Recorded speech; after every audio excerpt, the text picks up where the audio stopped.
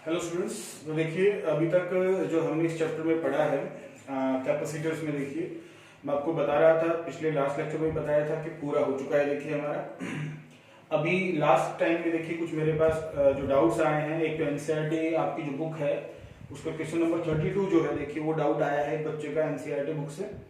अब ये doubt clear करने के लिए देखिए हमारे पास, मैंने जैसा कि आपको इनिशियल स्टेज में जब मैंने कैपेसिटर शुरुआत की थी, देखिए तो उस शुरुआती समय में मैंने आपको बताया था कि कैपेसिटर बेसिकली जो होते हैं वो तीन टाइप के होते हैं। कैपेसिटर हमारे पास तीन टाइप के कौन से थे? एक तो पैरेलल प्लेट कैपेसिटर होता है, पैरेलल प्लेट कैपेसिटर था देखिए। दूसरा हमारे पास सिलिंड्रिकल कैपेसिटर था, और तीसरा हमारे पास था स्फेरिकल कैपेसिटर।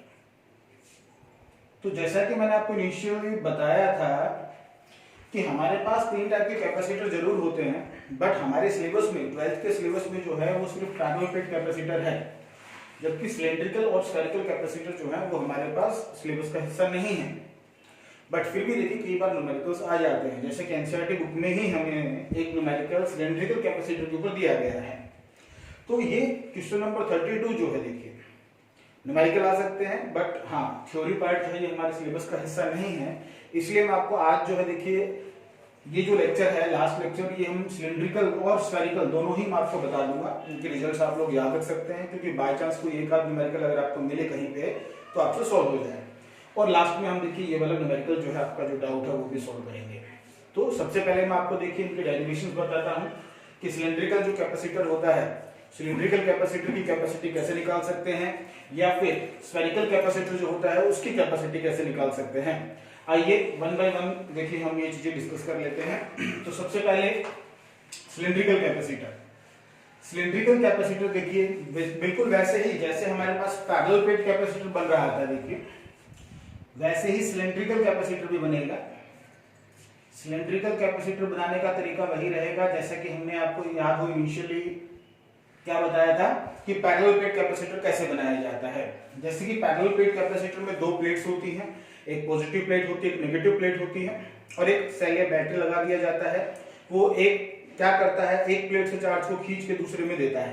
तो बेसिकली चार्ज का ट्रांसफर करवाता है सेल या battery from one plate to another plate. वैसे ही यहाँ पे भी देखिए क्या सिलिंड्रिकल कैपेसिटर में दो हमारे पास यहाँ पे सिलेंडर्स होते हैं इस तरीके से, देखिए एक ये रहा और एक और सिलेंडर होता है, कोएक्सियल सिलेंडर्स बोलते हैं, जिनकी एक्सिस सेम होती है। देखिए इस तरीके से ये डायग्राम आप समझ सकते हैं, ये कोएक्सियल सिलेंडर्स हैं जिनकी एक्सिस सेम है।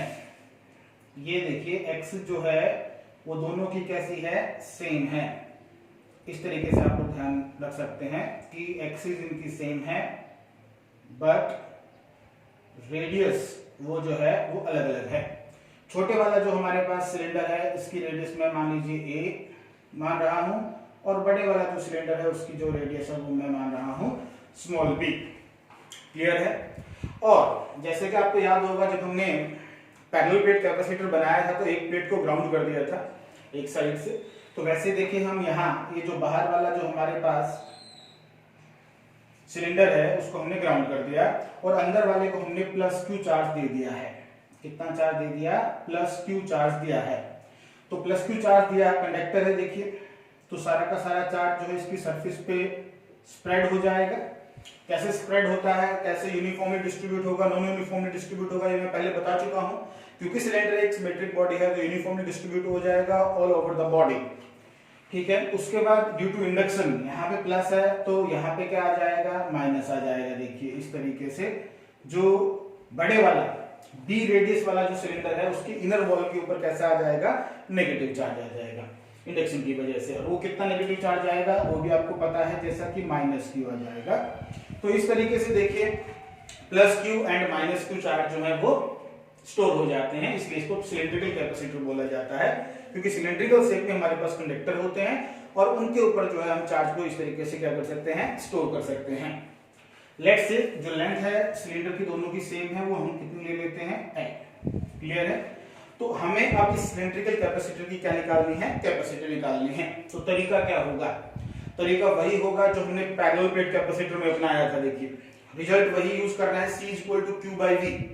C is equal to Q by V होता है, चार्ज हमें पता है कैपिटल क्यू है, V निकालना होगा, V किस किस के बीच में निकालना होगा, V मतलब potential difference between the inner, मान लीजिए इनर सिलेंडर जो है उसका पोटेंशियल V1 है और आउटर जो हमारे पास है उसका V2 है, तो बेसिकली हमें V निकालना होगा, V क्या है, V1 माइनस V2 निकालना होगा, क्यों, क्योंकि C is equal to Q by V, तो Q की वैल्यू तो कैपिटल Q है देखिए, बट V पोटेंशियल डिफरेंस क्या, V1 माइनस V2 निकालना होगा हमें, ताकि हम क्या निकाल पाए, इस सिस्टम की कैपेसिटी निकाल पाए।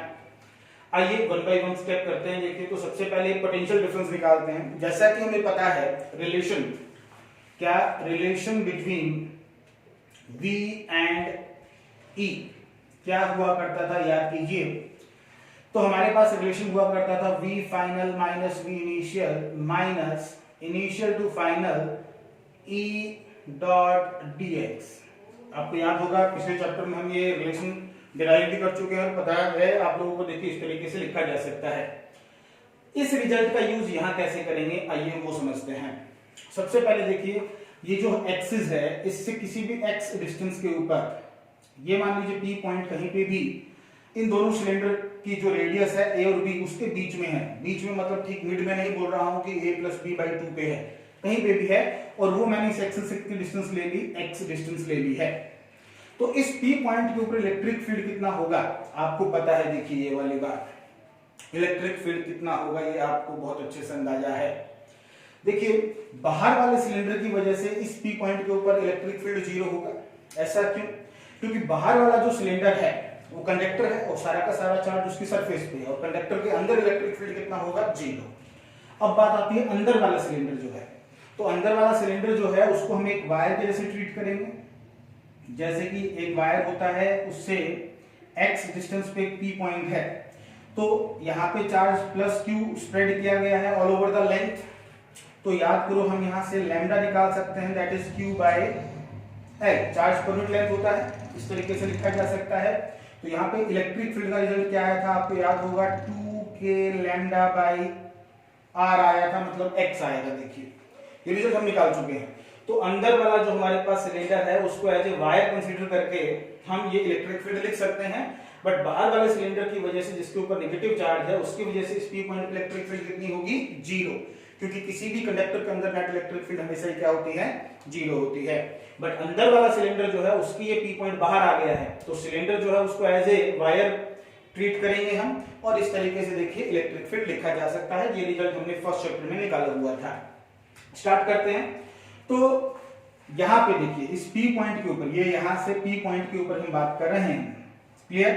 अब इस P पॉइंट से मान लीजिए किसी चार्ज को हल्का सा लेके चलते हैं dx, आगे किसी भी Q0 चार्ज को लेके चलते हैं, तो वर्क डन जो है, या फिर देखिए सिंपल सी बात, इधर आ जाते हैं, V फाइनल जो कि हमने V2 माना हुआ है, इनिशियल V इनिशियल मतलब जहां से लेके आ रहे हैं उसका V1 माना हुआ है हमने, माइनस ओके, कहां से, इस एक्सिस से कहां से शुरुआत होगा, देखिए ये प्लस चार्ज इसकी सरफेस से स्टार्ट हो रहा है, अंदर वाली जो सिलेंडर है उसकी, तो कहां से हम लिमिट स्टार्ट कहां से करेंगे, पोटेंशियल देखिए A से स्टार्ट हो रहा है और कहां तक पहुंचना है, हमें B तक पहुंचना है।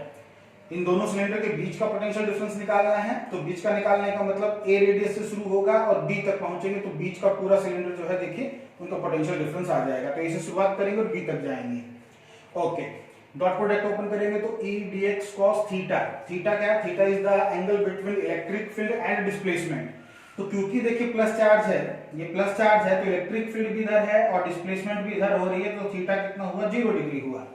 तो cos 0 की वैल्यू यहाँ कितनी हो जाएगी, हमारे पास 1 हो जाएगी। तो V2 माइनस V1, हमें तो V1 माइनस V2 चाहिए, तो V is equal to V1 minus V2, तो ये माइनस कैंसिल आउट हो जाएगा, डायरेक्ट लिख सकते हैं AB E dx। तो ये लिखा देखिए हमने, E की वैल्यू ये रही देखिए हमारे पास किसी भी x पे, तो V is equal to AB 2k lambda by x into dx। ये बहुत ही आसान है, देखिए अब आपको बहुत अच्छे से याद होगा इसका इंटीग्रेशन। कांस्टेंट की टर्म जो है उनको बाहर निकाल लीजिए, 2k लैम्डा को बाहर निकाल दिया गया, a to b 1/x dx। आपको याद हो 1/x का इंटीग्रेशन log में होता है, ln x और log x लिख सकते हैं।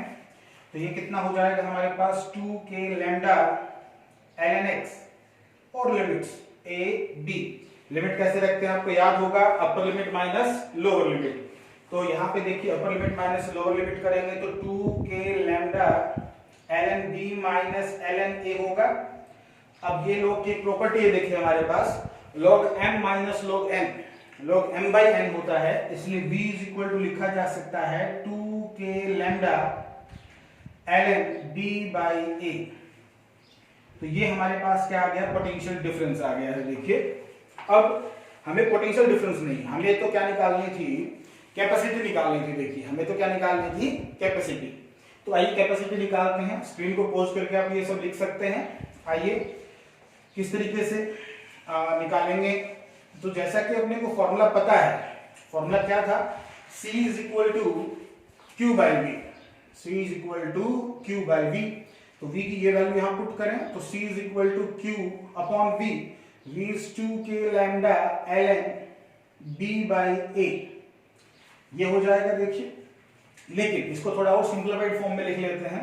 आइए कैसे, देखिए C is equal to Q 2 into K की वैल्यू आपको याद होगा 1/4 पाई एप्सिलॉन नॉट होता है।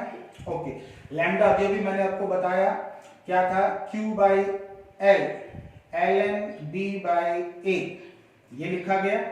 तो ये 2 से 2 कैंसिल हुआ, Q से Q कैंसिल हुआ, तो ऊपर आ जाएगा 2 pi epsilon not into L, ये पूरा ऊपर चला गया। और नीचे देखिए ln b बाई a। देखिए आपको मैं बता दूं ln भी नेचुरल लॉग होता है, इसको हम टेबल से नहीं देख पाएंगे अगर किसी भी वैल्यू की हमें जरूरत पड़ी तो, इसलिए इसकी बेस को 10 बनाना होगा। और 10 में कन्वर्ट करने के लिए कितने से मल्टीप्लाई करते हैं आपको अच्छे से पता होगा, 2 pi epsilon not L upon 2.303 से मल्टीप्लाई करेंगे तो ये log बेस 10 हो जाएगा b बाई a। ये देखिए हमारे पास फॉर्मूला रहेगा किसका, सिलिंड्रिकल कैपेसिटर की कैपेसिटी निकालने का। इस फॉर्मूले में मैं आपको एक चीज बता देता हूं जो कि आपको याद रखनी है। b यहाँ क्या है, b क्या था आपने डायग्राम में देखा, b बड़े वाले सिलेंडर का रेडियस है और a छोटे वाले जो सिलेंडर था उसका रेडियस है, मतलब कि बड़ी रेडियस ऊपर और छोटी रेडियस नीचे। इस तरीके से याद रखिएगा, बी और ए की तरीके से याद नहीं रखना है। कैसे याद रखेंगे, लॉग के अंदर जो है ऊपर क्या आएगी बड़ी रेडियस और नीचे क्या आएगी छोटी रेडियस। जैसा कि ये न्यूमेरिकल जो है ये अब आप इसमें वैल्यूज पुट करेंगे तो डायरेक्ट निकल जाएगा बहुत आसानी से। देखिए 2 pi 3.14, okay, epsilon nought 8.85 × 10 to the power -12 L length दिया हुआ है। देखिए लेंथ कितना दिया हुआ है, ये रहा 15 सेंटीमीटर, मीटर में जरूर कन्वर्ट करें। और 2.303 log 10 b by a, b बड़ी रेडियस कौन सी है, बड़ी रेडियस 1.5 सेंटीमीटर है। फिर से वही सेंटीमीटर में मीटर में कन्वर्ट कर लें और नीचे कौन सी आ जाएगी छोटी रेडियस 1.4 सेंटीमीटर। तो ये वैल्यूज यहाँ रखें और सॉल्व करें तो बिल्कुल आपको आंसर मिल जाएगा जो चाहिए। और एक बार C आ गया तो फिर दूसरा इसने क्या पूछा, डिटरमाइन कैपेसिटेंस, ये तो निकल गया। And potential V is equal to क्या हो जाएगा, Q बाई C। तो चार्ज अगले ने दिया हुआ है, ये रहा Q और क्या था, क्या निकालना, पोटेंशियल निकालना है। तो पोटेंशियल निकालना है तो क्या हो जाएगा हमारे पास, V equal to Q by C। तो Q दिया हुआ है और C आपने अभी ऊपर से निकाल लिया है, इस फॉर्मूले से निकल जाएगा। पुट कीजिए और आप खुद से भी कर सकते हैं, मैं आपको थोड़ा बहुत देखिए डाटा रख के दिखा दूंगा लास्ट में। तो ये हमारे पास पूरा डेरिवेशन रहेगा किसके लिए, सिलिंड्रिकल कैपेसिटर के लिए। आइए अब बात करते हैं कौन सा, स्फेरिकल कैपेसिटर की। स्फेरिकल कैपेसिटर तो बहुत ही ज्यादा आसान है। आपको याद होगा जब मैंने कैपेसिटर चैप्टर स्टार्ट किया था तो उस टाइम पे एक सेकंड लेक्चर, बहुत छोटा सा लेक्चर मैंने बनाया था कि फैरेड जो है वो एक बहुत बड़ी यूनिट है। तो बड़ी यूनिट है तो उसको प्रूफ करने के लिए मैंने अर्थ साइज, देखिए अर्थ को, यानी कि अर्थ जितना बड़ा अगर कोई कैपेसिटर ले ले तो उसकी कैपेसिटी निकाल के दिखाई थी। तो मैंने वहां पे अर्थ को as a spherical shape body जो है कंसीडर किया था। आपको याद होगा वहां पे हमने C कैपेसिटी निकाली थी, तो एक स्फेरिकल कंडक्टर की ही हमने कैपेसिटी वहां पे निकाली थी। कोई बात नहीं, आइए मैं आपको एक बार पूरा जो बुकिस देखिए हमारे पास रहता है डेरिवेशन वो करवा के बताता हूं। यहाँ पे स्फेरिकल कैपेसिटर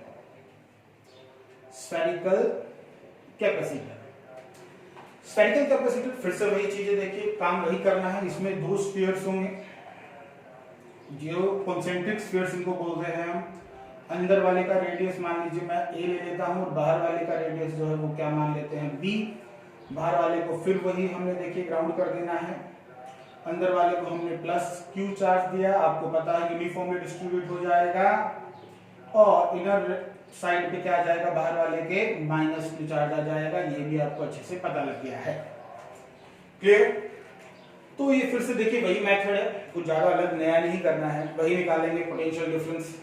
भाई अंदर वाले पे जो पोटेंशियल है वो लिख लेंगे, V1 मान लेता हूं, और बाहर वाले पे जो पोटेंशियल है वो लिख लेंगे। बट एक बात बताइए, इसमें तो मुझे पिछले वाले से तो भी ज्यादा आसान लग रहा है, क्योंकि स्फेरिकल शेप की बॉडीज या कंडक्टर के साथ हमने काफी न्यूमेरिकल्स किए थे, आपको याद होगा हमने क्लास में बहुत ज्यादा न्यूमेरिकल्स किए थे इनके ऊपर। तो आपसे अगर पूछें, एक बार सारा काम हम भूल जाओ और आपसे सिर्फ यही पूछूं मैं कि बाहर ये कोई पॉइंट है, समझना नहीं, निकाला हुआ है पहले, फिर से समझिए, यहाँ ये कोई पॉइंट है हमारे पास। अब मैं कह रहा हूँ उसको ग्राउंड कर दिया, ग्राउंड करने से क्या चीज जीरो हो जाती है, पोटेंशियल जीरो हो जाता है ना। हाँ सर, तो मतलब V2 जीरो हो गया ना, हाँ ना, अरे है कि नहीं, ये तो बताया हुआ है। हाँ सर बताया हुआ, हमें तो याद है। अरे याद है कि नहीं, भूल जाते हैं भाई, अरे याद रखा करो दोस्तों।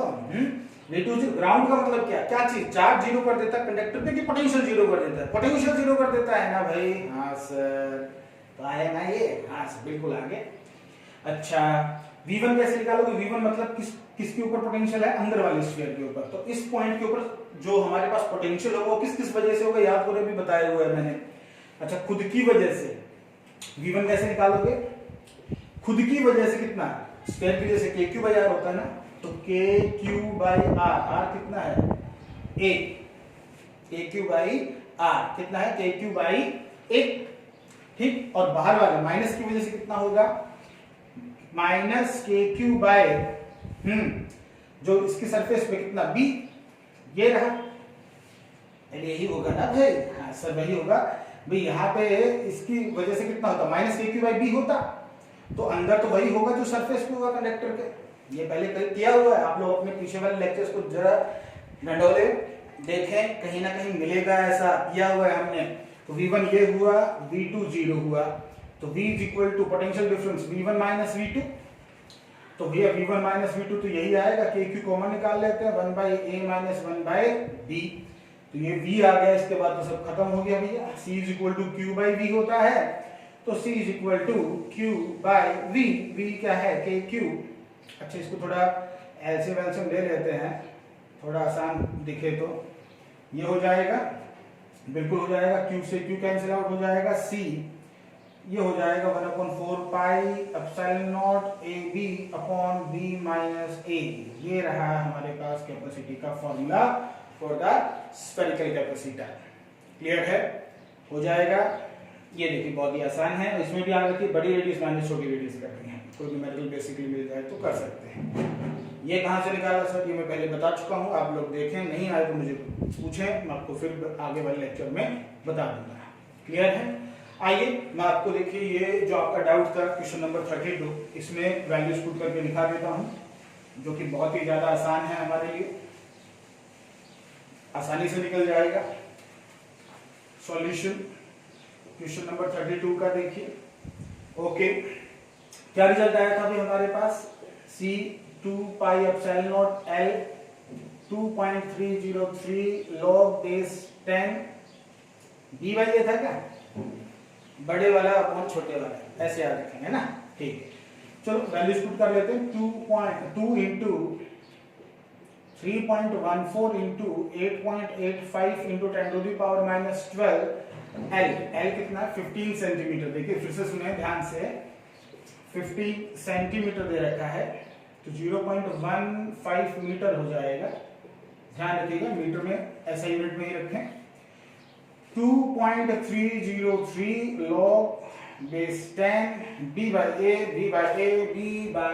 बड़े वाले 1.5 है, सेंटीमीटर में है, मीटर में कन्वर्ट कर लें, into 10 to the power minus 2 divided by इससे छोटे वाला 1.4 into 10 to the power minus 2। ये है, देखिए बाकी आप लोग खुद कर सकते हैं, समझदार है, सब कुछ आता है आपको, होशियार है आप लोग, तो है ना, ये इंटेलिजेंट है, आप तो कर ही लेंगे। लॉग की वैल्यू आप लोग टेबल से देख सकते हैं या कैलकुलेटर से भी निकाल सकते हैं, बहुत ही आसान आता है ना भाई, मल्टीप्लिकेशन डिवीजन सब आता है, हाँ सर आता है बिल्कुल। चलिए, तो आप लोग ये पूरा कर लेंगे आज। फिर भी अगर और कोई डाउट आपको रह जाता है, एनसीईआरटी बुक कंप्लीट कर लीजिए। हम नेक्स्ट चैप्टर स्टार्ट करेंगे, देखिए आगे इलेक्ट्रिसिटी। क्लियर है? तो खत्म कीजिए, हम थोड़ा स्पीड भी बढ़ाएंगे धीरे धीरे, देखिए। क्लियर है? Okay, thank you.